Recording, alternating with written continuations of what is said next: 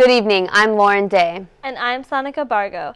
First up today, our reporter Alexa Liaco has more on the fallout from the racist remarks USG President Rini Sampath wrote about on her Facebook page on Sunday. Alexa? Thank you, Sonica. Undergraduate Student Government President Rini Sampath is asking students across campus to report any incidents of racism or bias. This is in response to her experience over the weekend walking home with her friends when a fraternity member yelled a racial epithet from a window and threw a drink at her. Her post about this on Facebook now has almost 9,000 likes and 1,200 shares. So many students, when these issues happen, they say, it just happened to me, it's not that important, I'm not going to tell anyone.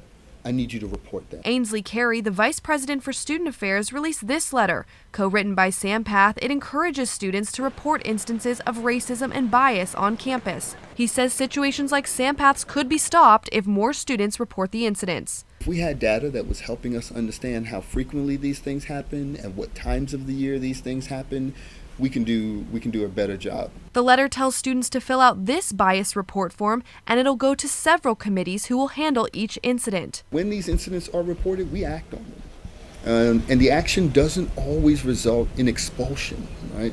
Sometimes the action results in educational opportunities, conversations with students, and I don't want to diminish the role of conversation in a community. We are absolutely committed to an expansive interpretation of the First Amendment in terms of free speech, but we also will not tolerate a campus community where students feel intimidated, threatened, or harassed. The Intra-Fraternity Council released a statement saying the individual involved was removed from his fraternity.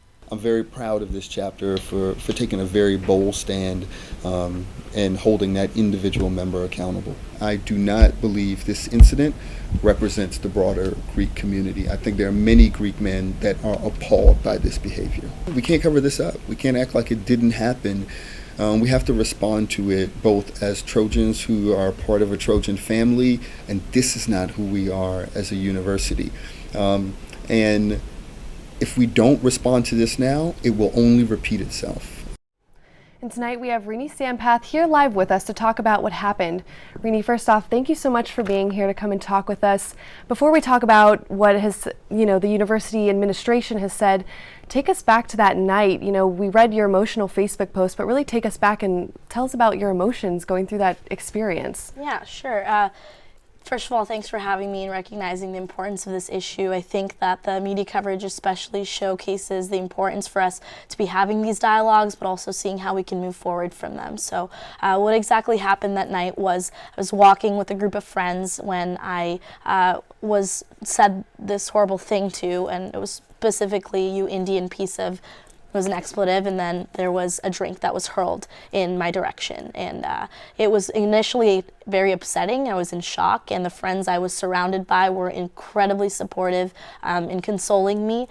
But the reason I went into even more of a state of shock, I believe, was because I was thinking about what if those individuals at that window didn't know that it was me after the fact. They started to apologize once they realized it was me and once they saw it was me. But what about the international student walking down that street? What about the person who doesn't have a support system here, can't just call up their friends and family and tell them that this happened to them? So that's what really made me concerned and worried that night. So definitely that's what I was feeling. And in that moment, were you able to say anything to them, or were you just in total shock? I immediately started yelling back at the window, "It doesn't matter that you're apologizing, that's racist." And I kept saying that. My friends pulled me away. And one thing that I say is when incidents like these happen, especially to individuals from various diverse communities, marginalized communities, it brings back a flood of memories from our childhood through the rest of our lives. And I know that's what is the deeper wound there. It brings back all of those things that a lot of us have kept locked away for some time. So I'm definitely thinking about the other students on our campus who've faced similar things but haven't been able to have the same platform as me to voice their concern. Absolutely. And now this individual has been removed from the organization. Do you feel that that was the appropriate response? I think that I wanted this to come to light, and I wanted people to take action, wanted it to be a public plea, and the way in which the chapter has dealt with it is something that I appreciate in terms of them taking it very seriously, but now it's about the culture change. What can we do to fix it here on our campus and make it better? And in terms of what the Vice President of Student Affairs, Ainsley Carey, had to say, that we need the data. So how important is it to you, and what can we all take from this in terms of what we need to do moving forward? Yeah, I think I look at it in the sense that it's articulation, formulation, implementation. We talk about it in IR, which is my major, and it's this idea that we need students to articulate their thoughts, then we need to formulate exactly what the students want from an incident like this, and then we need to start implementing it. Apologies are good, words of sympathy are fine, but we need that reporting. We need students to tell us what they want to see in our campus, and we ultimately need our administration to act on it, because sending out a letter of support to the student body isn't enough and doesn't do the students who have faced these similar experiences justice. Because at the end of the day, it isn't about me. It's about those other students, and that's what I want to keep saying.